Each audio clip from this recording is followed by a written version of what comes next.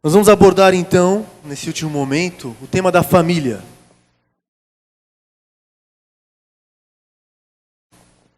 É um tema, família e vida consagrada, como fazer isso, né? Mas muitos de nós somos de comunidade nova, ao mesmo tempo, puder baixar um pouquinho a luz daqui, por favor, eu agradeço. Parecendo um sol aqui.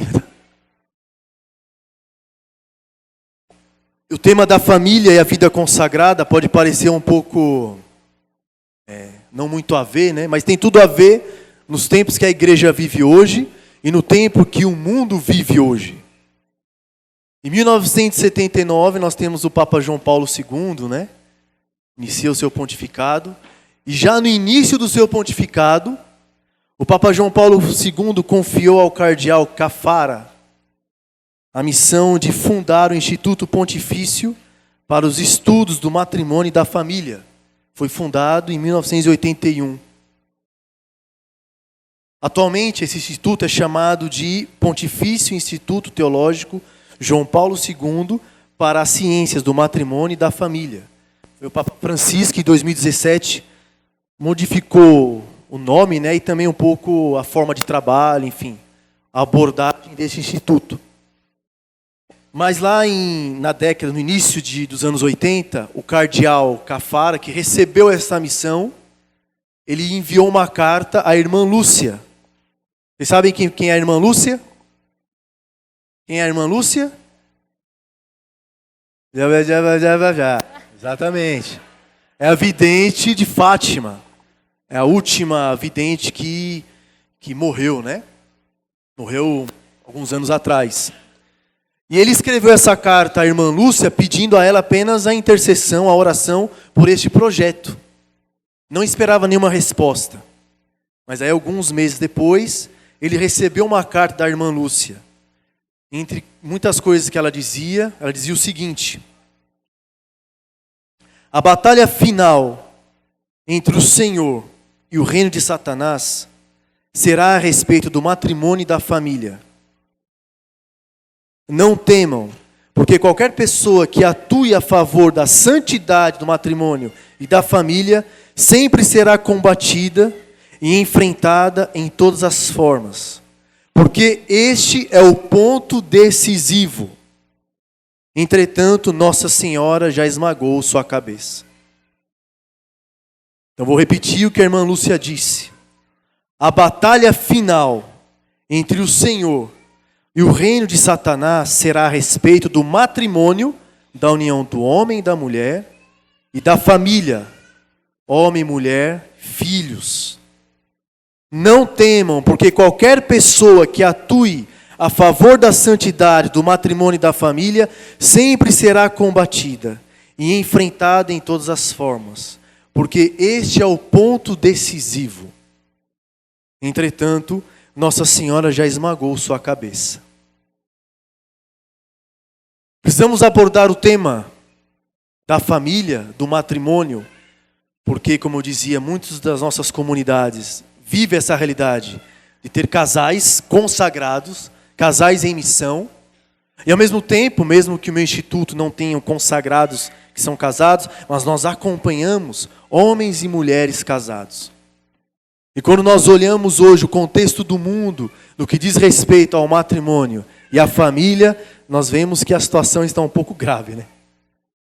Fazendo uma pesquisa rápida, de 2014, o número de divórcios aumentou mais de 150%.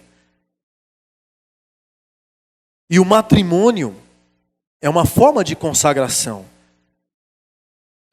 Duas pessoas, um homem e uma mulher, batizados, consagrados, diante do altar do Senhor, diante da igreja, diante dos fiéis, dizem sim um ao outro, acolhem um ao outro como dom, se consagram diante do Senhor para se amarem mutuamente, estarem abertos à vida. É uma forma de consagração. E ao mesmo tempo o matrimônio é um sacramento. E isso está a beleza do matrimônio também. Porque todo sacramento ele comporta 3 dimensões. A dimensão da prefiguração, a dimensão do evento, de um acontecimento, É a dimensão da profecia. Todo sacramento. Então, quando nós olhamos o sacramento da Eucaristia, como é que ele foi prefigurado no Antigo Testamento, por exemplo? Através do maná. Através do aquele pão que Elias comeu quando estava fugindo. Então, a prefiguração. Com a encarnação do Verbo, Jesus, na última ceia, institui a Eucaristia. Eis o meu corpo, eis o meu sangue. Este é um evento. E ao mesmo tempo é uma profecia, porque a Eucaristia que nós comungamos hoje é um sinal daquilo que nós iremos viver na eternidade. Onde iremos estar em plena comunhão com o esposo das nossas almas, com o Cordeiro de Deus. Como nós lemos no Apocalipse, em toda a missa nós escutamos: felizes os convidados para a ceia do Senhor, eis o Cordeiro de Deus. Então o matrimônio também foi prefigurado no Antigo Testamento.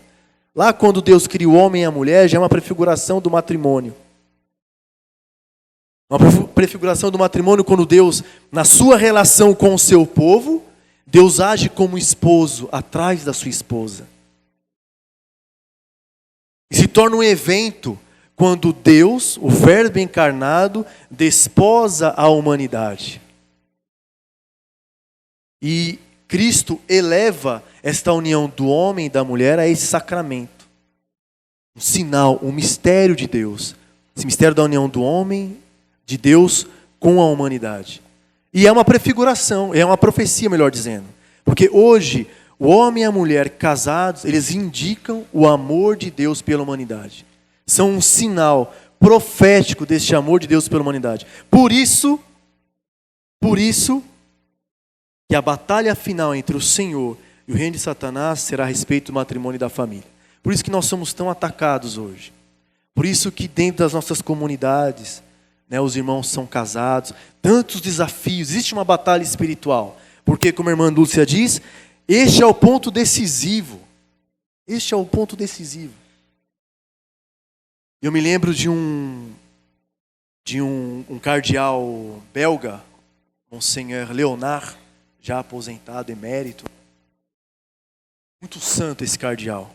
Ele dizia assim: o mundo diz hoje que o matrimônio fracassou. O mundo diz hoje que o sacramento, que não tem por que casar na igreja, faliu o matrimônio. Quantos divórcios tem acontecido, né? O matrimônio falhou, o matrimônio fracassou. Ele dizia: não foi o matrimônio que fracassou, é o homem e a mulher que fracassaram para o matrimônio. E aí tem a nossa responsabilidade enquanto igreja, porque os casais que se casam na igreja passaram por um curso de noivos. Ou pelo menos deveriam ter passado. E hoje em dia, muitos dos cursos de noivos, na verdade, não tem nada de católico, não tem nada de cristão. Eu não me lembro quem me falou, aqui mesmo, aqui no Brasil, já me disse que em tal encontro de noivos, a pessoa que estava conduzindo dizia: mas sabe, se de repente o matrimônio, a relação de vocês estiver um pouco monótona e tal, vão para o motel. E outras coisas que nós já ouvimos, né? Então isso é também uma responsabilidade nossa. Porque cabe a nós, enquanto igreja, formar o homem e a mulher para responderem a esta profecia que é o matrimônio cristão.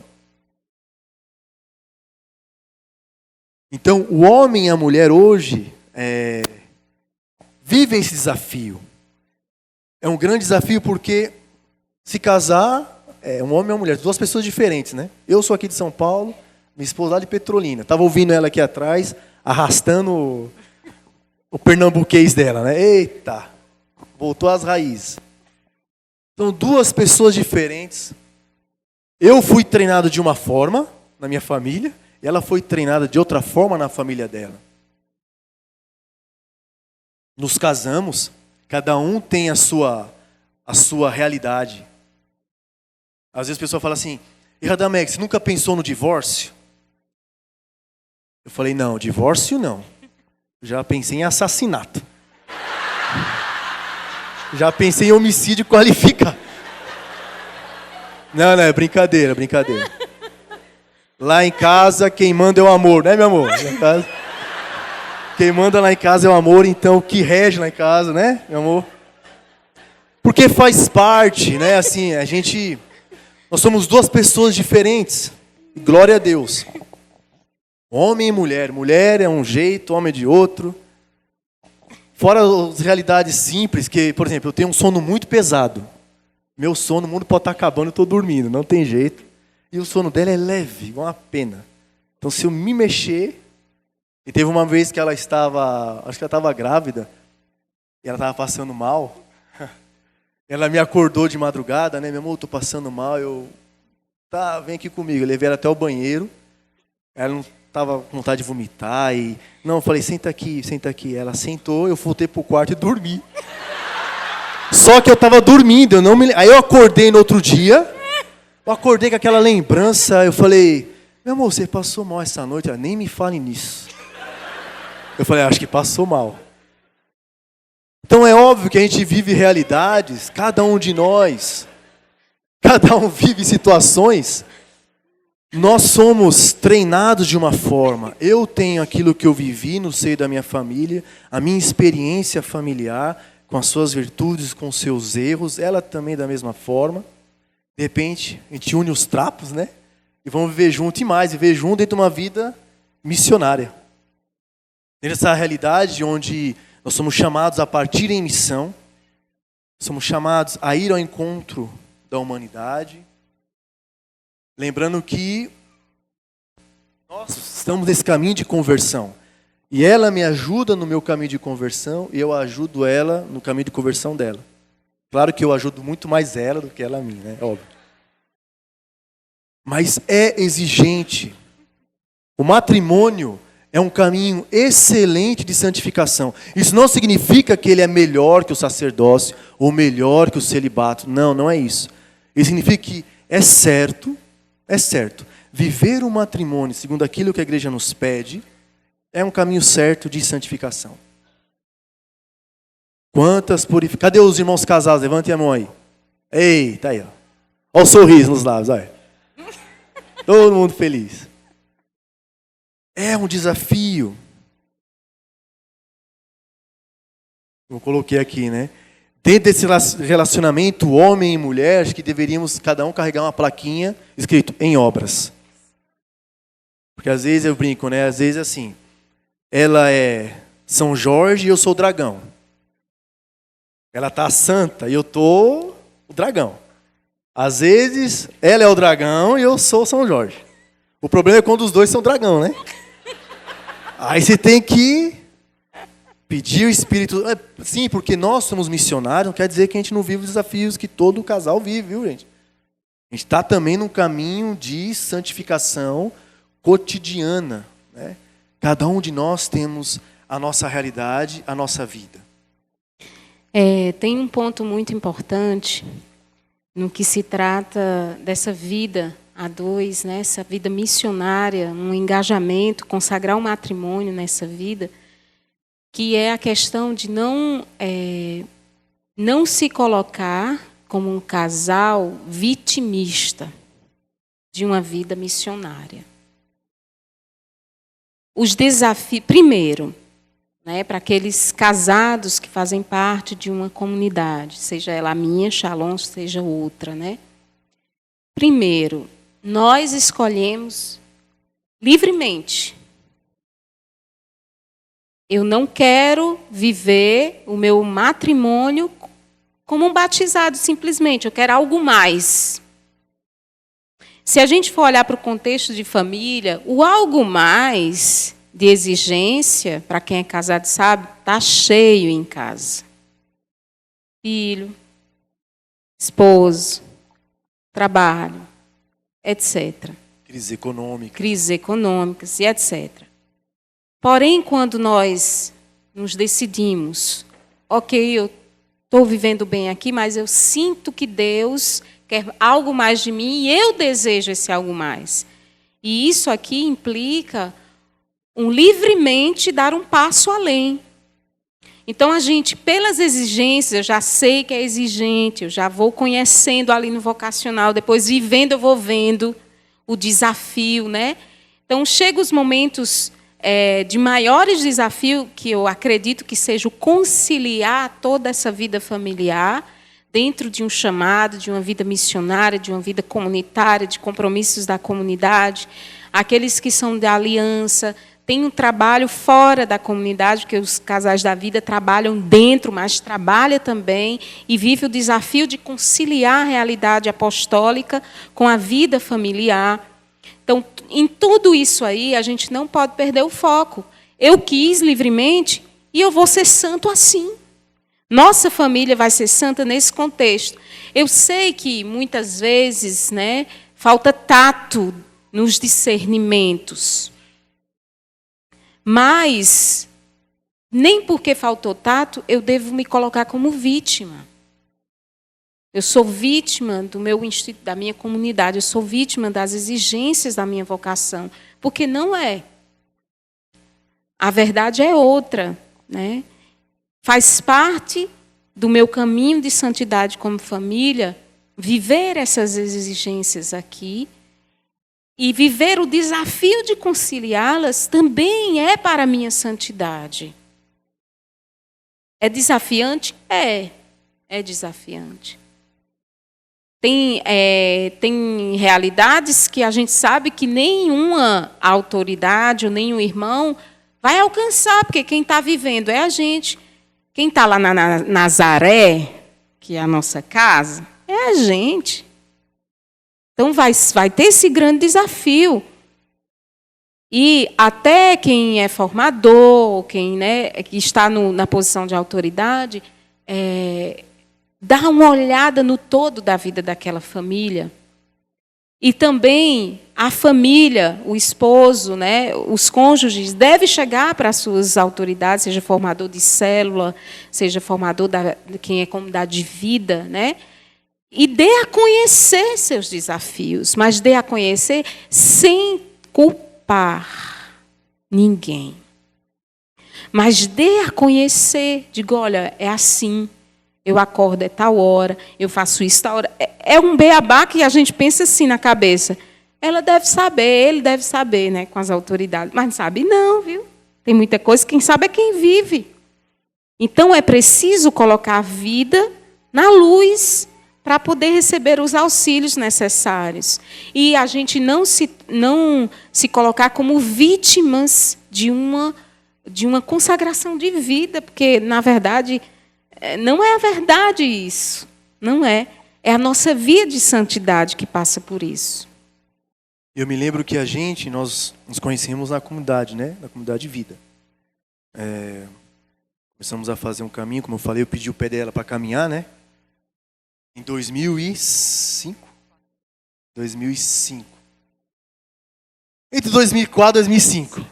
Ele 2005. É bom de data, eu não. Foi 2005, na verdade. E nós começamos a caminhar. Aí 8 meses depois começamos a namorar, em 2006. Março de 2006. E foi no período que a comunidade me pediu para ir para Argélia. Que beleza, né? Começou a namorar, já vai embora, né? É aquele momento, yes! E não é aquele era o yes e a lágrima que yes, e a lágrima escorrendo, né? Mas desde o início nós falávamos, nós somos missionários antes de qualquer coisa. Então a comunidade pode nos enviar, né? Onde a igreja nos pedir, nos convidar a comunidade. Então a comunidade nos pediu para ir para a Argélia, me pediu para ir para a Argélia. E naquele momento era um pouco tenso, porque a Argélia é um país muçulmano. Na década de entre 90 e 2000 aconteceram vários assassinatos de padres religiosos, até teve o filme, né? Homens e Deuses. Foi em 96 os monges lá que foram assassinados. Então, quando a comunidade enviou a carta para os membros, né? O povo aí mais antigo, talvez vai se lembrar, um e-mail dizendo: rezem. Nós recebemos um convite para abrir uma missão na Argélia, mas vendo o contexto de perigo, de risco de morte, pedimos que os irmãos rezem, aqueles que tirem o chamado para irem em missão para a Argélia, escrevam. Né? Escrevam, a gente vai discernir. Ok. Eu senti, só que eu fiquei de conversar com ela, que nós estávamos namorando, e eu acabei não conseguindo conversar com ela, e passou, digamos assim. Só que daí uma pessoa, né, do Conselho Geral entrou em contato comigo e falou: Radamex, está sabendo da missão da Argélia, né? Nós estamos vendo o seu nome para ir para lá. Eu falei: que beleza, né? E aí eu fui conversar com a Nalvinha, mas eu já sentia mesmo esse desejo de missão, né? Então houve uma confirmação e eu fui para a Argélia. Cheguei lá em 2006. Foi um tempo cheio de graça e cheio de desafios. Porque a igreja era bem pequena, muçulmano para todo lado, né? Nós, como dizia, nós tínhamos que andar com tal escondido. A mentalidade da igreja um pouco desvirtuada de algumas coisas, principalmente no que diz respeito à evangelização. E acabou que nós fomos expulsos da Argélia em 2007. Só que nós não saímos do país. O bispo da época conseguiu resolver e a polícia, na verdade foi a Segurança Nacional. Nós fomos convocados na delegacia de polícia, os estrangeiros, fomos para lá. E aí falaram a identidade de vocês, nós demos. Tínhamos acabado de receber a identidade argelina, né, assim, para ficar 1 ano, né, que era todo ano tem que renovar.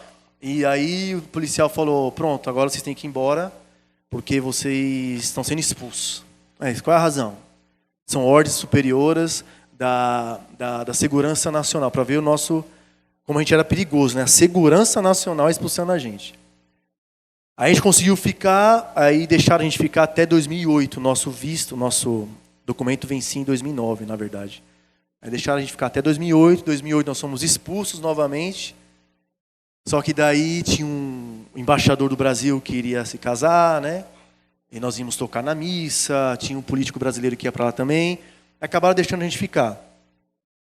Nesse interim, aí em 2009, eu vim para o Brasil. Quando nós voltamos, aí recebi mais uma convocação para ir na polícia. Nesse tempo, a Nalvinha estava na Tunísia, em missão na Tunísia. Porque a intenção da comunidade era a gente se casar e morar na Argélia. Porque eu era responsável local na Argélia. Só que daí fomos convocados na polícia, novamente, dessa vez, falaram, não vamos renovar o visto de vocês, vocês têm que ir embora. Nós éramos 3 missionários, eu e mais 2 irmãs, uma tinha acabado de chegar, aí aquele discernimento, vai, não vai, fica ou não fica, se a gente for embora, nós 2, que fomos expulsos, a missão vai fechar, porque uma não pode ficar sozinha, ela acabou de chegar, e conversando com a Nalvinha também, vamos viver essa realidade. Nós tínhamos pedido para casar, na verdade, em 2009. E aí acabou que nesse período, finalzinho de 2009, eu tinha que deixar o país, decidimos ficar pela missão, e agora sem saber quando as coisas iam se resolver. Logo depois, no início de 2010, saiu, né, para a gente poder casar, nosso noivado, casamento. Então, eram 5 anos de namoro, né? Até nós começamos a namorar em 2005. Acabou que eu fiquei 2 anos no país sem poder sair da Argélia. Isso quer dizer que... Pode falar no microfone, amor. Tá tímido. Isso quer dizer que... porque a gente já tinha bênção para noivar e tudo, não tinha nenhum problema. Mas tivemos que esperar 2 anos para noivar. Ou seja, foram 7 anos para casar. Quase que eu sou ordenado padre, né? Que é o tempo de sacerdócio. É quase isso.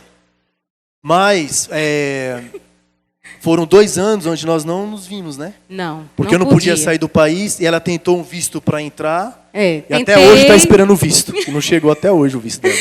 O bispo da época da Tunísia, que era muito cheio de parresia, ele fazia a proposta de noivar na fronteira. Imigrante.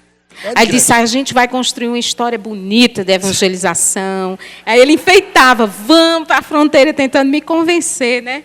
Eu, não, padre, porque senão ele vai morrer e eu fico viúva no ato do casamento. Não, monsenhor, né? E foram então 2 anos assim, onde nós nos víamos apenas por Skype, né? Graças a Deus pela tecnologia. Obrigado, Steve Jobs. Né?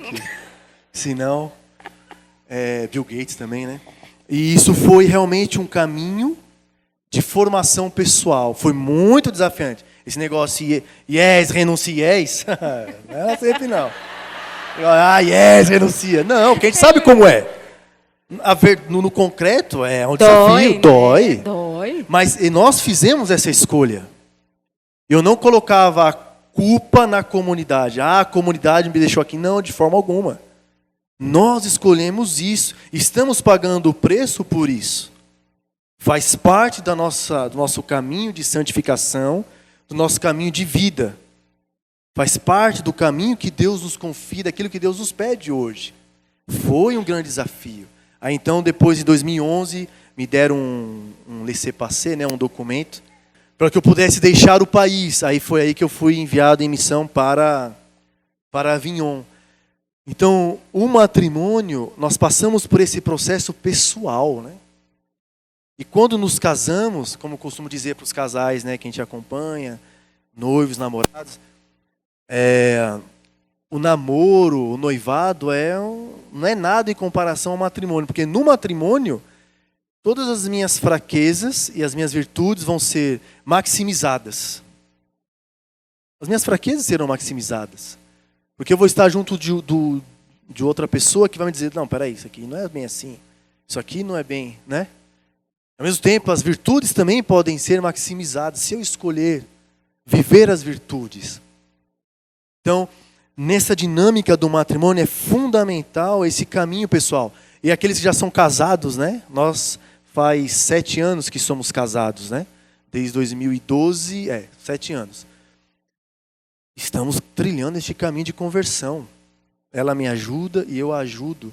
Sempre tendo como prisma o fato de que viver hoje o matrimônio é um sinal profético no mundo. Eu vim de uma família, não vim de uma família estruturada. Sim, meu pai, minha mãe, é que eles são divorciados, né? Mas eu, com a graça de Deus, né, com a minha esposa, nós podemos viver um novo de Deus. Podemos viver um novo de Deus. E é fundamental dentro desse processo, então, de relacionamento, dentro do matrimônio, e vivendo uma vida consagrada, vivendo um compromisso com a igreja, é fundamental realmente se decidir pela santidade, se decidir pela conversão. Trilhar um caminho de conversão. Quando Deus vai criar a mulher, né, Deus diz, não é bom que o homem esteja só. Deus dá um soninho ali para Adão, e a mulher surge da costela de Adão. E Santo Agostinho diz algo muito belo, que ele fala, Deus não criou a mulher da cabeça do homem, para que a mulher não fosse a dona do homem. Deus não criou a mulher dos pés do homem, para que a mulher não fosse a escrava do homem. Mas Deus criou a mulher da costela do homem, para que a mulher fosse a sua companheira, a sua ajuda adequada. Então, no relacionamento, esse auxílio oportuno é compartilhado. O esposo deve ser um auxílio oportuno para a esposa. E a esposa, um auxílio oportuno para o esposo. Viver este caminho de a família, eu preciso zelar pela família, proteger o meu matrimônio. Trilhar um caminho de santidade juntos. Só uma palavrinha, né? Para aqueles que estão no processo de discernimento do estado de vida e já percebem a direção de Deus para esse estado de vida do matrimônio. A primeira coisa é que a gente não deve caminhar na direção do matrimônio com romantismos que não são dentro de uma dinâmica de amor esponsal. Romantismo vai ter, que é normal. Mas não deixar a cabeça ficar lá nas nuvens. É encarar uma via de santidade e que exige testemunho e que exige compromisso, né? Eu sei que para muitos também que já discerniram que o tempo vai passando, né? E que não encontram uma pessoa ou não vê alguém que se comprometa, seja homem, seja no lado da mulher, né? Nessa dinâmica de circunstâncias, de provas, de purificações, existe a possibilidade de se viver também santamente no desafio da espera, né? É necessário que a gente viva a nossa consagração de vida em todas as circunstâncias da vida. Todas as circunstâncias da vida, né? A espera, né? Essa questão de estar aberto e não acontecer, né? O chamado para esse estado de vida existe, não existe a pessoa, são coisas que trazem um certo luto interior. Mas que a gente deve encarar isso como uma via também para ser santo e não deixar de ser fecundo na vivência vocacional, porque me falta essa parte. E falta. Vai permanecer assim, enquanto não concretizar aquela dor interior que faz parte. Assim como quem é chamado ao sacerdócio, que por algum motivo se viu numa impossibilidade, ou num celibatário, que por algum motivo se viu em uma impossibilidade de concretizar. Os chamados a esse estado também vão viver essa dor da impossibilidade, mas nós não podemos viver essa circunstância de qualquer jeito. Precisa da fecundidade esponsal, de um amor a Jesus que vai ultrapassando todas as realidades da minha vida. E amar a Jesus, nesse caso, não é simples, não. Né? Mesmo, por exemplo, na distância, né? O tempo que eu passava longe do Radamex, muitas vezes era realmente difícil eu colocar em questão até se Deus me amava. Né? Eu lembro que uma vez a Amy disse, Nalvinha me fez uma pergunta, você acha que cresceu em quê? Dentro desse tempo aí que você está vivendo com Radamex, que eu ainda não tinha conseguido noivar, né, e tudo, por causa das circunstâncias de missão. Você acha que cresceu em quê? Aí eu parei assim, comecei a refletir. A gente estava num encontro de formação em Roma, e eu disse assim, no final do encontro eu te digo, Emi, eu não sei. E no final do encontro eu disse, só uma coisa, Emi, amor esponsal. Eu tive que amar muito mais Jesus, para ter forças para viver isso aqui. E é dessa forma, não tem outra maneira. Realmente, porque me lembro aqui quando ela falava desse amor esponsal, desse amor a Jesus Cristo, me lembro dos pais de Santa Teresinha, Zélie e Louis Martin, né, que eles têm como devisa do matrimônio deles, Deus o primeiro servido, né? Deus é o primeiro a ser servido. Realmente, esta realidade, nosso relacionamento com Deus, é fundamental nos dias de hoje. Não lembro qual foi o teólogo que disse que no século XX, na época, né, ele falava, no século XX, o cristão ou será um místico ou não será mais cristão. Então, para você viver hoje o matrimônio, a nossa consagração de vida, uma vida missionária, casado, precisamos ter uma vida mística, ou seja, uma vida de oração. Isso é fundamental nos dias de hoje. Porque somos fracos, somos pecadores e necessitamos, para poder responder às exigências da nossa vivência do matrimônio, no sentido de que, nós sabemos, na igreja nós temos 7 sacramentos. Tem 3 sacramentos da iniciação cristã, batismo, confirmação e eucaristia. Tem 2 sacramentos de cura e libertação, que é a confissão mais a unção dos enfermos, e o matrimônio e o sacerdócio fazem parte dos sacramentos de serviço, de missão. Então, o matrimônio é uma missão.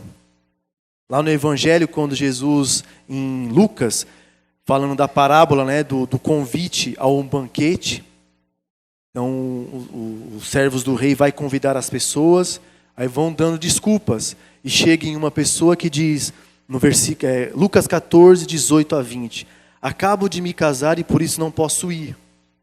Não, o matrimônio não deve ser um impedimento para que eu viva a minha vocação. Mas, ao mesmo tempo, atenção, irmãos, autoridades. Nós que temos casados, somos chamados a pastorear os casados. Tenhamos sensibilidade. Assim como o François, né, vai fazer 6 anos. Ele está numa fase própria de uma criança. Então, existem exigências para uma criança. Então, eu e a Nalvinha precisamos nos adaptar à situação dele para ajudá-lo nesta fase que ele vive. Amanhã ele vai estar em outra fase e outra fase. E muitas vezes os casais vivem fases. E precisamos ter atenção para com os casais. Fases no que diz respeito ao próprio filho, no que diz respeito ao próprio relacionamento, no que diz respeito à vida profissional, situações. Precisamos ver caso por caso, família por família, porque nós temos casais da comunidade, do instituto que você participa e que muitas vezes respondem às exigências da comunidade e muitas vezes negligenciam a própria família. Atenção nisso, porque a primeira missão do esposo, da esposa, está na família também. É fundamental isso. Então os irmãos que estão à frente precisam ajudar. Não é deixar de qualquer forma, vem quando você quiser. Não é isso. Mas também não é colocar todo mundo num quadrado. O sacerdote tem realidades extraordinárias que é do sacerdote. O celibatário, aquele que é casado, precisamos ter essa atenção, essa sensibilidade. Precisamos ser um apoio, precisamos ser um auxílio para os nossos irmãos casados. Eu queria dar um testemunho, falar assim do que a gente viveu, né? E vive ainda. Quando o François, bem pequenininho, ainda meses assim, tem uma irmã nossa que descobriu um câncer na missão vizinha, né? Na comunidade. E eu formadora pessoal dela e tudo mais, né? Então, a gente conversando, ela já estava nessa dinâmica, mesmo antes da gente casar, né, e tudo mais, a gente foi conversando, e o François, de meses, e ela não podia ainda ter contato, por causa do tratamento, com criança, então não podia ir com criança. E, na conversa e tudo mais que a gente teve, eu fui vendo assim a necessidade. Eu louvo muito a Deus porque Ele não se envaideça, né? Mas eu tenho um esposo que exige a minha vida missionária, que eu viva bem, a minha vida comunitária e a minha vocação. Não é porque ele é responsável local. Não tem privilégio nenhum. Vive tudo que é para viver como todo mundo. Diminui nada. Nada. Quando eu não estou meio assim, ele... Vamos lá? E eu, opa, tem que ir. Né? Assim, me leva mesmo para a oferta de vida. Então, eu tive que ir, e foi muito difícil deixar o meu filho com meses para cuidar. Eu fui feliz, porque eu me via ofertando a minha vida e indo para uma necessidade de uma irmã necessitada mesmo, de presença e tudo, era um casal. E uma coisa me deu muita força, não foi só Deus, a oração, a nossa conversa. Eu partilhei com minha casa comunitária, né, dizendo a necessidade, que o Radamex ia ficar com o François foram 4 dias, eu acho. E aí, todo mundo rezou, né, e tudo por nós. E quando eu fui sair da casa comunitária, que ficou o Radamex com o François e todo mundo, eu chorava feito criança. Porque eu acho que a mãe vive um processo interior para deixar o filho, né, que exige, quem é mãe sabe, né, nos primeiros meses, então. E aí, a minha casa comunitária todinha foi para a janela, a gente mora numa parte de cima, foi para a janela, e eu desci, né, e ficaram com o François no braço e cantando, vai, deixa teu povo, tua pátria, vai. Quando eu vi aquilo, eu chorava mais ainda, porque eu olhava para a minha casa comunitária e dizia, graças a Deus, eu não teria força sozinha. Mas eu recebi um envio da minha comunidade. Né? Além de receber também como família do meu esposo. E um outro desafio, né? Porque depois que eu tive o François, eu tive uma menopausa precoce. Então, eu não posso ter filhos, assim, só um milagre. E foi um luto interior muito grande. E a gente também foi vivendo uma fase difícil, porque a gente, assim, eu dizia, eu quero 4, ele dizia, eu quero 3. Né?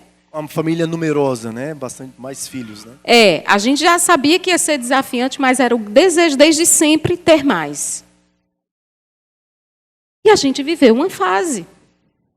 E dolorosa. Estamos vivendo um pouco, né? E ainda está no processo, graças a Deus já está mais avançado. Mas o que realmente foi dando, vamos dizer assim, o tom necessário para bem viver essa fase, além da fidelidade ao chamado de Deus como vocação, foi também a realidade de ofertar a vida ainda mais. Ainda mais, né? E viver a dois as exigências que Deus nos pede, que faz parte da via de santidade. O Padre Letel, não sei se vocês já ouviram falar nele, que é especialista, né, na Virgem Maria. Eu estava num jantar onde ele estava, né, a gente conversando, e ele tinha ido pregar lá na França, e aí eu fiz uma pergunta. Eu disse: padre, tem muitos casais santos, além desses que a gente conhece? E ele foi explicar que ele estudava a vida de muitos beatos e explicando qual era o ponto de santidade daqueles casais, né? E aí eu disse assim: padre, e em relação aos filhos? Em relação aos filhos, assim, a quantidade de filhos, como é que fica isso, no caso, e eu assim, né, falar quem não pode ter filhos ou quem tem filhos numerosos? Aí ele disse assim: Deus dá o número de filhos que faz parte da missão daquele casal. Isso calou muito dentro de mim. Porque o número de filhos entra como uma missão que faz parte, não está fora. E tanto quem é autoridade, como quem é casado, como quem caminha para esse estado de vida, precisa ver que está dentro da missão.